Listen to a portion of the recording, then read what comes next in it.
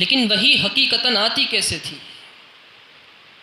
علماء کرام نے وہی آنے کے مختلف طریقے بیان کیے، بلکہ بخاری شریف جب شروع ہوتی ہے، جہاں سے شروع ہوتی ہے تو بخاری کا جو سب سے پہلا باب ہے، بخاری کا جو سب سے پہلا چیپٹر ہے، وہ ہے اسی بارے میں کہ وحی کی ابتدا کیسے ہوئی ہے، باب بدء الوحی۔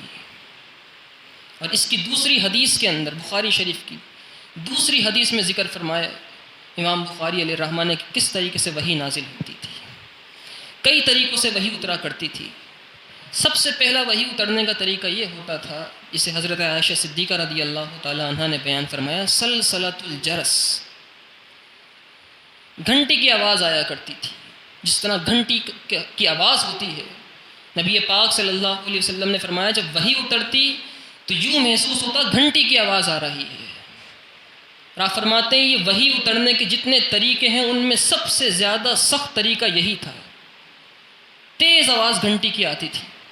اور آپ فرماتے ہیں جب وہ گھنٹی کی آواز ختم ہوتی تو اس گھنٹی کی آواز کے اندر جو رب کی طرف سے پیغام ہوتا تھا وہ پیغام مجھے یاد ہو چکا ہوتا تھا۔ اس طرح وحی آتی تھی۔ دوسرا وحی آنے کا طریقہ یہ تھا کہ جبریل امین خود اپنی ظاہری شکل میں تشریف لے آتے تھے، لیکن ایسا صرف 3 مرتبہ ہوا پورے اس دور کے اندر، 3 مرتبہ ہوا۔ ایک مرتبہ معراج پہ جانے کے لیے، اس وقت یہ معاملہ پیش آیا، جبریل امین نے اپنی ظاہری صورت میں وحی کی۔ دوسری مرتبہ اس وقت ہوا کہ جب نبی پاک صلی اللہ علیہ وسلم نے یہ خواہش ظاہر کی کہ جبریل تجھے دیکھنا چاہتا ہوں، تجھے تیری اصل صورت میں دیکھنا چاہتا ہوں، تو جبریل اپنی اصل صورت میں وحی لے کر آئے۔ اور تیسری مرتبہ یہ واقعہ جب جبریل اپنی اصل صورت میں وحی لائے، وہ وحی کے ابتدائی دنوں میں تھا۔ ایک مقام ہے عرب میں، مقام اجیاد جسے کہتے ہیں، وہاں وحی کا نزول ہوا اور جبریل اپنی اصل صورت میں وحی لے کر آئے۔ تیسرا طریقہ وحی لانے کا یہ ہوا کرتا تھا کہ جبریل امین آتے تھے لیکن کسی صحابی کی شکل میں آتے تھے، اور اکثر و بیشتر حضرت دحیہ کلبی ایک صحابی رسول ہیں، بہت خوبصورت صحابی تھے، اتنے خوبصورت صحابی تھے کہ جب اپنے گھر سے نکلتے تھے تو عرب کی عورتیں اپنی چھتوں پہ چڑھ جایا کرتی تھیں۔ جبریل امین حضرت دحیہ کلبی کی صورت میں وحی لے کر آتے تھے۔ چوتھی صورت وحی کی یہ ہوا کرتی تھی کہ جبریل خود نہیں آتے تھے، کسی کی صورت میں بھی نہیں آتے تھے، نہ اپنی اصل صورت میں آتے تھے، بلکہ وحی کے الفاظ نبی پاک صلی اللہ علیہ وسلم کے دل پہ القاء کر دیے جاتے تھے، دل میں ڈال دیے جاتے تھے الفاظ۔ تو یہ وحی اس طریقے سے آتی تھی، اور نبی پاک صلی اللہ علیہ وسلم کا قلب مبارک ہی ہے پوری دنیا کے اندر جس پہ وحی اتر سکتی تھی۔ اس کے علاوہ کوئی اور مقام ایسا نہیں تھا جہاں وحی کا نزول ہو سکتا، بلکہ قرآن مجید فرقان حمید نے خود بیان فرمایا کہ اگر پہاڑ پر بھی ہم قرآن کو نازل کرتے تو پہاڑ بھی ریزہ ریزہ ہو جاتا۔ لو انزلنا ھذا القرآن علی جبل لرأیتہ خاشعا متصدعا من خشیۃ اللہ، اگر ہم اس قرآن کو کسی پہاڑ پہ نازل کر دیتے تو خشیت الہی سے پہاڑ ریزہ ریزہ ہو جاتا۔ وہی آتی تھی تو نبی پاک صلی اللہ علیہ وسلم کی کیفیت کیا ہوتی تھی؟ سیدہ عائشہ صدیقہ رضی اللہ تعالی عنہا بیان کرتی ہیں جب وحی کا نزول ہوتا تو بار وحی کا جو بوجھ ہوتا ہے، وحی کے انوار و تجلیات جو ہوتے ہیں وہ اتنے ہوتے تھے کہ نبی پاک صلی اللہ علیہ وسلم کی پیشانی مبارک پر سخت سردی کے عالم میں بھی پسینہ آ جایا کرتا تھا، اور آپ فرماتی ہیں پسینے کے قطرے یوں ٹپکتے تھے جیسے موتی گر رہے ہیں۔ یہ بار وحی تھا۔ آپ فرماتی ہیں کہ کبھی اگر ایسا ہو گیا کہ حضور کسی اونٹنی پر سوار ہیں اور وحی اتر گئی تو وحی کا بوجھ اتنا ہوتا تھا کہ اونٹنی برداشت نہیں کر پاتی تھی، اونٹی بیٹھ جایا کرتی تھی۔ یہ بار وحی تھا۔ اس طرح قرآن کا نزول ہوا 23 سال کے عرصے میں آہستہ آہستہ تدریجاً قرآن کا نزول ہوتا گیا، اور پھر قرآن جمع کس طریقے سے ہوا آپ نے بڑی تفصیل کے ساتھ پچھلے دروس کے اندر یہ سن لیا ہے۔ اللہ تعالیٰ نے فرمایا وَأَنزَلَ اللَّهُ عَلَيْكَ الْكِتَابَ وَالْحِكْمَةَ، اللہ نے آپ پر کتاب اور حکمت کا نزول فرمایا۔ وَعَلَّمَكَ مَا لَمْ تَكُنْ تَعْلَمُ، اور آپ کو وہ سب سکھایا جو آپ نہ جانتے تھے۔ یہاں وحی کا کیونکہ ذکر آیا ہے تو ایک بات ذکر کرتا چلوں۔ ہمارے یہاں ایک بڑا عجیب جملہ بولا جاتا ہے، اور وہ کس موقع پہ بولتے ہیں؟ اس طرح بولتے ہیں کہ مثال کے طور پہ میرے گھر کا کوئی فنکشن ہے اور میں اپنے کسی عزیز کو دعوت دینا بھول گیا، چند دن کے بعد فنکشن جب ہو گیا تو میں اپنے عزیز کے پاس گیا، میں نے اس سے جا کے کہا آپ آئے نہیں دعوت میں، میرے گھر کا فنکشن تھا. تو وہ جواباً کہتا ہے مجھے کیا پتہ گھر پہ دعوت تھی، مجھ پہ کوئی وحی اترتی. یہ عموماً جملہ بولا جاتا ہے، آپ لوگ سنتے بھی ہوں گے. یہ جملہ بولنا انتہائی گمراہی ہے، بلکہ اگر نیت میں فطور ہو تو کفر تک لے جاتا ہے، کیونکہ کسی نبی کے علاوہ کسی پر وحی کا نزول نہیں ہو سکتا. اگر کسی ولی کو بھی کسی کے مستقبل کے بارے میں پتہ چل رہا ہے تو وہ وحی نہیں ہے، وہ الہام ہے. اسے الہام کہا جائے گا، اسے انٹرپریٹیشن کہا جائے گا. یعنی وہ آگے کی بات جو بتا رہا ہے وحی کے طور پر نہیں ہے، وحی صرف انبیاء اور رسولوں کے ساتھ خاص ہے. وَعَلَّمَكَ مَا لَمْ تَكُنْ تَعْلَمْ، اور ہم نے آپ کو وہ سب سکھایا جو آپ نہ جانتے تھے. اس ایک آیت کے اندر اللہ تعالیٰ نے اپنے حبیب کے سارے علوم کو بیان فرما دیا، کوئی چیز نہیں چھوڑی. وَعَلَّمَكَ مَا لَمْ تَكُنْ، جو نہیں جانتے تھے، جس چیز کے بارے میں سوال کرو کہ یہ معلوم تھا کہ نہیں معلوم تھا، رب فرماتا ہے جو معلوم نہیں تھا سب سکھا دیا. سوال ہی پیدا نہیں ہوتا کیا معلوم تھا کیا معلوم نہیں تھا، کتنا علم تھا، 100 لائبریریوں کے برابر تھا، 1000 لائبریریوں کے برابر تھا، 10 کروڑ کتابوں کے برابر علم تھا سرکار کا. سوال یہاں بنتا ہی نہیں ہے. وَعَلَّمَكَ مَا لَمْ تَكُنْ تَعْلَمْ، یہاں پہ گرامیٹیکل اعتبار سے دیکھا جائے اگر تو ما عموم دکھا رہا ہے. ما کا مطلب ہے جو کچھ نہیں جانتے تھے، چاہے وہ آج کی بات، مستقبل کی بات، ماضی کی بات، جنت میں جانے والوں کے نام، دوزخ میں جانے والوں کے نام، دلوں کے حالات، ہر چیز جو نہیں جانتے تھے وَعَلَّمَكَ مَا لَمْ تَكُنْ تَعْلَمْ، ہم نے سب آپ کو سکھا دیا. حضرت عمر فاروق رضی اللہ تعالیٰ آپ بیان فرماتے ہیں، قام فینا رسول اللہ صلی اللہ علیہ وسلم مقاما فاخبرنا عن بدء الخلق حتى دخل اہل الجنت منازلهم واہل النار منازلهم. آپ فرماتے ہیں رسول اللہ کا علم اتنا تھا، ایک دن کھڑے ہوئے خطبہ دینے کے لیے سرکار، اور وہاں سے شروع کیا جب دنیا بنی تھی، دنیا بننے سے لے کر دنیا کے تمام معاملات بیان کرتے چلے گئے یہاں تک کہ حضور نے یہ بھی بیان کر دیا جنت میں کون جائے گا، جہنم میں کون جائے گا. حتی دخل اہل الجنت منازلہم واہل النار منازلہم.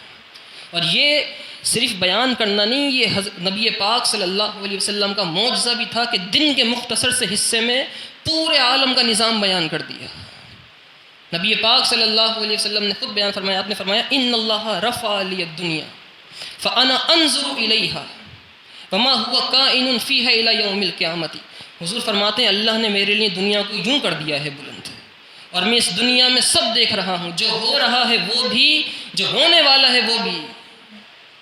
بلکہ ایک حدیث میں یہاں تک آیا حضور نے فرمایا یوں دیکھ رہا ہوں دنیا کو جس طرح میں اپنی ہتھیلی کو دیکھتا ہوں.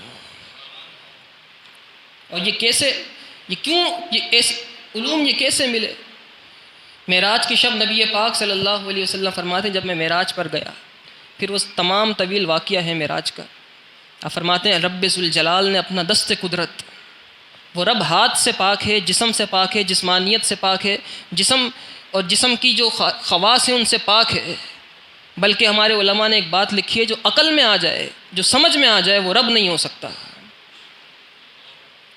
حضور فرماتے ہیں رب نے اپنا دست قدرت اپنی شان کے لائق میرے سینے پہ رکھا. آپ فرماتے ہیں فوجدت برد اناملہ بین صدیہ، میں نے رب کی جو دست قدرت کی جو انگلیاں ہیں اس کی شان کے لائق، اس کے پورے ہیں، اس کی ٹھنڈک میں اپنے سینے پر محسوس کرتا ہوں. اور پھر کیا ہوا فتجلی لی کل شیء، حضور فرماتے ہیں میرے لیے ہر چیز کھل گئی، ہر چیز روشن ہو گئی، ہر چیز کو جان لیا. یہ نبی پاک صلی اللہ علیہ وسلم کا علم ہے. وَعَلَّمَكَ مَا لَمْ تَكُنْ تَعْلَمْ. اور پھر فوراً اس کے بعد رب ذوالجلال نے ارشاد فرمایا اتنا علم تو دیا، لیکن کیوں دیا ہے؟ وَكَانَ فَضْلُ اللَّهِ عَلَيْكَ عَظِيمًا، اللہ کا آپ پر بڑا عظیم فضل ہے، اللہ کا بڑا عظیم فضل ہے.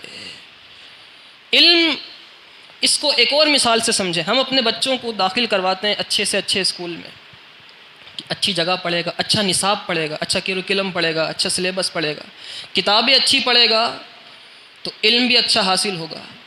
اچھے سے اچھا استاد اس کے لیے منتخب کرتے ہیں کہ اچھے استاد کے پاس جائے گا، استاد اچھا پڑھائے گا، اچھی کتابیں ہوں گی تو بچہ بھی اچھا پڑھے گا. یعنی ایک شخص کا علم دیکھنا ہو تو 3 چیزیں ہوتی ہیں، اس کی اپنی صلاحیت کہ طالب علم کی اپنی صلاحیت کتنی ہے، پڑھانے والا کیسا ہے، اور جو پڑھا ہے وہ کیا پڑھا ہے اس نے۔ کوئی بہت پرانی کتابیں تو نہیں پڑھ کے بیٹھ گیا جو آج کے دور کی تھی ہی نہیں، جو ایسی سائنسی کتابیں جو گزر گئیں، یا استاد تو کوئی ایسا نہیں تھا جس نے صحیح نہ پڑھایا ہو، یا طالب علم تو ایسا نہیں تھا کہ جو کن ذہن ہو پڑھ نہ سکا ہو۔ تو تین چیزیں ہیں، طالب علم، کتابیں اور استاد۔ اگر تینوں کامل ہوں تو طالب علم کے علم میں کوئی شک نہیں کر سکتا۔ اب ذرا قرآن کو دیکھیں، رب ذوالجلال نے ارشاد فرمایا الرحمن علم القرآن، رحمان نے اپنے بندے کو یعنی رسول اللہ صلی اللہ علیہ وسلم کو قرآن سکھایا۔ سکھانے والا رب، جو پڑھایا جا رہا ہے، جو سکھایا جا رہا ہے وہ قرآن، نصاب قرآن ہے، پڑھانے والا رب ہے اور سیکھنے والے مصطفیٰ ہیں۔ تینوں میں کمی نہیں ہے۔ اگر تینوں میں سے کسی ایک میں بھی کمی مانی تو ایمان گیا۔ قرآن میں کمی مانی تو ایمان گیا، رسول اللہ میں کمی مانی تو ایمان گیا، رب کی ذات میں کمی مانی ایمان گیا۔